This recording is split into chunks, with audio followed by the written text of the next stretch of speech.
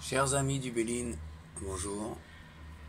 Cette journée un peu particulière aujourd'hui, c'est vendredi saint. Pour les catholiques, c'est une journée importante, d'ailleurs aussi peut-être pour les autres religions, pourquoi pas. Oui, dans l'islam aussi, Jésus est important. Ce sera quand même celui qui viendra sur terre sauver les hommes. C'est marqué comme ça à la fin. Voilà, alors cette journée qu'on appelle Vendredi Saint, c'est le jour où Jésus, représenté ici par l'étoile de l'homme, se fait trahir, arrêter, malmené et puis crucifié jusqu'à mort sans suivre sur la croix. Donc cette journée commence par la passion, ce qu'on appelle la passion du Christ. D'ailleurs, il suffit de regarder sur un dictionnaire, vous regardez le mot passion, ça veut dire les souffrances du Christ. C'est après la scène, après le repas, et voilà, il rentre en prière, et puis c'est le début, de ces souffrances. S'ensuit à 4 heures du matin, à peu près, on vient l'arrêter. Il est écrit, ils viendront avec des épées et des lampes pour m'arrêter. Ensuite, évidemment, il y a le procès, après qu'il soit fait arrêter. Après le procès, c'est les sévices, on l'attache, on le fouette, on lui met la couronne d'épines, si vous regardez bien, là. Après, c'est le chemin de croix. Alors si on peut voir, là on voit ennemi, Jésus, il est de temps en temps représenté comme un bâton de sourcier, parce que évidemment il était guérisseur, mais il est aussi représenté comme une épée. Il y a plusieurs choses qui peuvent le représenter dans la Bible, un lion, un mouton, etc.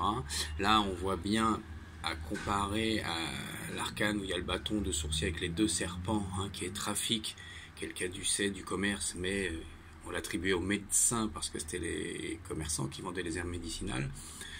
On voit le bâton avec deux serpents, c'est l'équilibre entre le bien et le mal, tandis que là, ennemi, il n'y a qu'un serpent qui a gagné, et si vous le regardez, c'est le serpent armé, donc c'est le mal qui le conduit jusqu'à la croix, qui est pourparlers, où on voit, là c'est sur le mont Golgothe, on voit Jésus, et à côté on a les deux...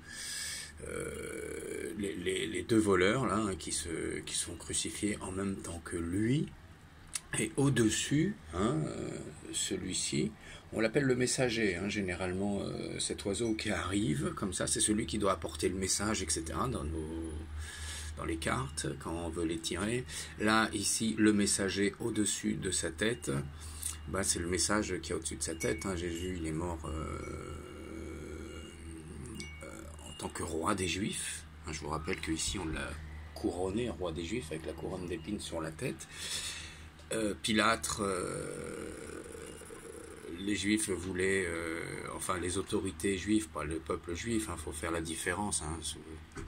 Les autorités juives, les pharisiens, voulaient ôter l'écriteau que Pilate avait mis au-dessus de sa tête en disant roi des Juifs. Et Pilate a dit non, il meurt bien pour cette raison, donc on doit laisser. C'est ce que vous voyez souvent au-dessus des croix, Inri, qui est un diminutif. Ensuite, après, là c'est à peu près 15 heures, c'est pour l'entrée en Shabbat.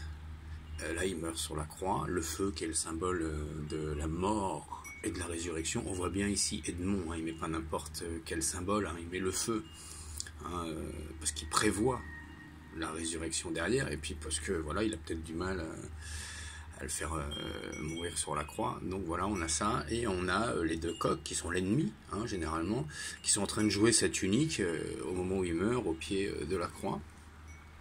Une fois qu'il meurt, si vous regardez, c'est dans Matthieu, vous regardez la Bible de Matthieu, une fois que Jésus est mort, il y a la colère de Dieu qui arrive, Dieu qui est déjà représenté là dans la carte, là, avec les éclairs.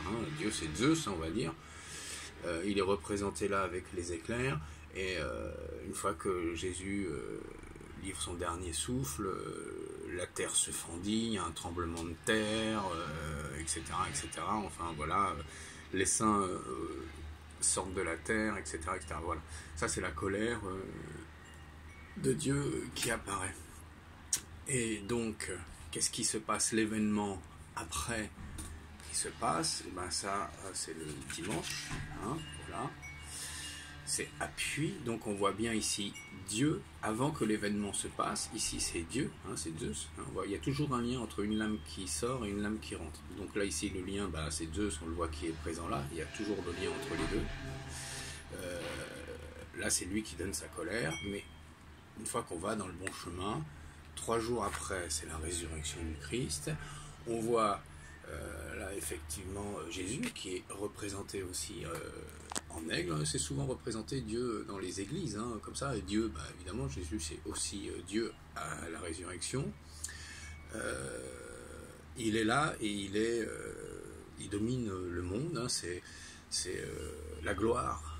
Hein, c'est la gloire du Christ. Et là, on voit bien, il est sur l'univers avec une belle couronne, les bras ouverts et tout. Et pour vous en convaincre un peu plus, vous faites une réduction théosophique de 39, c'est 3 et 9 égale 12. 12, vous réduisez, c'est 3 jours après. Hein. Voilà, 3 jours après la résurrection. Voilà le beau travail de Edmond pour cette journée qui est là. Comme je vous dis, il y a toujours un lien entre une lame qui sort et une lame qui rentre.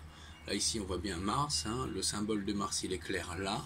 Et qu'est-ce qu'il y a là? Il y a déjà Mars ici. Hein. Donc ici, on voit bien Mars qui est déjà en train de mettre un peu le boxon chez Vénus. Bon, après, si on cherche au-delà de la Bible, on va chercher sur les histoires un peu grecques et romaines. On connaît déjà les histoires entre Mars et Vénus, voilà, qui sont là à tous les niveaux. Hein. Edmond, il a fait un super travail à tous les niveaux. Voilà. Bon, c'était cette journée de vendredi saint qui est représentée ici par Mars. Chers amis du Béline, je vous dis à bientôt.